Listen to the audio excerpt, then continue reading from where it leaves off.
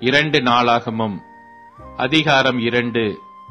Solomon கர்த்தருடைய நாமத்திற்கு ஒரு ஆலயத்தையும் தன் ராஜரிகத்திற்கு ஒரு அரமனையையும் கட்ட நிர்ணயம் பண்ணி சுமை சுமக்கிறதற்கு 70,000 பேரையும் மலையில் மரம் வெட்டுகிறதற்கு 80,000 பேரையும் இவர்கள் மேல் தலைவராக 3,600 பேரையும் எண்ணி ஏற்படுத்தினான்.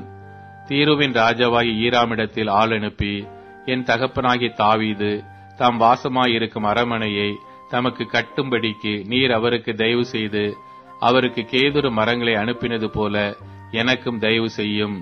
இதோ என் தேவனாகிய கர்த்தருக்கு முன்பாக சுகந்த வர்க்கங்களின் தூபம் காட்டுகிறதற்கும் சமூக தப்பங்களை எப்போதும் வைக்கிறதற்கும் காலையிலும் மாலையிலும் ஓய்வு நாட்களிலும் மாத பிறப்புகளிலும் எங்கள் தேவனாகிய கர்த்தரின் பண்டிகைகளிலும் இஸ்ரவேல் நித்திய காலமாக செலுத்த வேண்டியபடி சர்வாங்க தகன பலிகளை செலுத்துகிறதற்கும் அவருடைய நாமத்திற்கு ஒரு ஆலயத்தை கட்டி அதை அவருக்கு பிரதிஷ்டை பண்ணும்படி நான் எத்தனித்திருக்கிறேன். எங்கள் தேவன் எல்லா தேவர்களை பார்க்கிலும் பெரியவர். ஆகையால் நான் கட்டப்போகிற ஆலயம் பெரியதாயிருக்கும். வானங்களும் வானாதி வானங்களும் அவரை கொல்லக்கூடாதிருக்க அவருக்கு ஒரு ஆலயத்தை கட்ட வல்லவன் யார்? அவர் சந்நிதியில் தூபம் காட்டுகிறதற்கே ஒழிய வேறே முகாந்தரமாய் அவருக்கு ஆலயம் கட்டுகிறதற்கு நான் எம்மாத்திரம்? இப்போதும் என் தகப்பனாகிய தாவீது குறித்தவர்களும் என்னிடத்தில் யூதாவிலும் எருசலேமிலும் இருக்கிறவர்களும் ஆகிய நிபுணரோடு பொன்னிலும் வெள்ளியிலும் வெண்கலத்திலும் இரும்பிலும் இரத்தாம்பர நூலிலும் சிவப்பு நூலிலும் இளநீல நூலிலும் வேலை செய்ய நிபுணனும் கொத்து வேலை செய்ய அறிந்தவனுமாகிய ஒரு மனுஷனை என்னிடத்தில் அனுப்பும். லீபனோனிலிருந்து கேதுரு மரங்களையும் தேவதாரி விருட்சங்களையும் வாசனை மரங்களையும் எனக்கு அனுப்பும். லீபனோனின் மரங்களை வெட்ட உம்முடைய வேலைக்காரர் பழகினவர்கள் என்று அறிவேன்.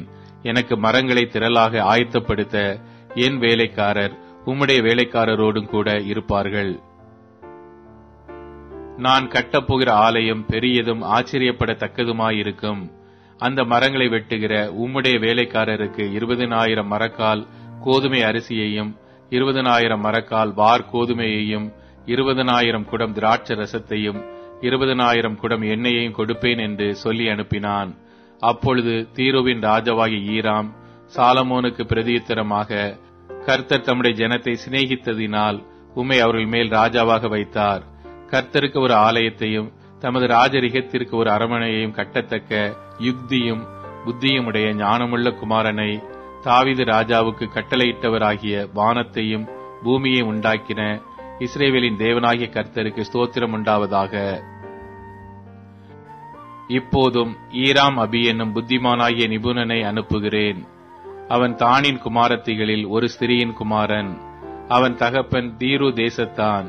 அவன் பொன்னிலும் வெள்ளியிலும் வெண்கலத்திலும் இரும்பிலும் கற்களிலும் மரங்களிலும் இரத்தாம்பர நூலிலும் இளநீல நூலிலும் மெல்லிய நூலிலும் சிவப்பு நூலிலும் வேலை செய்யவும் சகலவித கொத்து வேலை செய்யவும் என்னென்ன செய்ய வேண்டுமென்று அவனுக்கு சொல்லப்படுமோ அவைகளை எல்லாம் உம்மிடத்தில் உள்ள நிபுணரோடும் உம்முடைய தகப்பனாகிய தாவீது என்னும் என் ஆண்டவனின் நிபுணரோடும் கூட யூகித்து செய்யவும் அறிந்தவன். என் ஆண்டவன் தாம் சொன்னபடி கோதுமையையும் வார் கோதுமையையும் எண்ணெயையும் திராட்சை ரசத்தையும் தம்முடைய ஊழியக்காரருக்கு அனுப்புவாராக.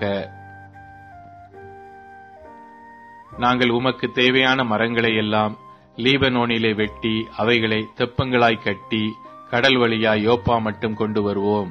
பிற்பாடு நீர் அவைகளை எருசலேமுக்கு கொண்டு போகலாம் என்று எழுதி அனுப்பினான். தன் தகப்பனாகிய தாவீது இஸ்ரவேல் தேசத்தில் உண்டான மறு ஜாதியாரை எல்லாம் எண்ணி தொகையிட்டது போல சாலமோனும் அவர்களை எண்ணினான். அவர்கள் 153,600 பேராயிருந்தார்கள். இவர்களில் அவன் 70,000 பேரை சுமை சுமக்கவும் 80,000 பேரை மலையில் மரம் வெட்டவும் 3,600 பேரை ஜனத்தின் வேலையை விசாரிக்கும் தலைவராயிருக்கவும் வைத்தான்.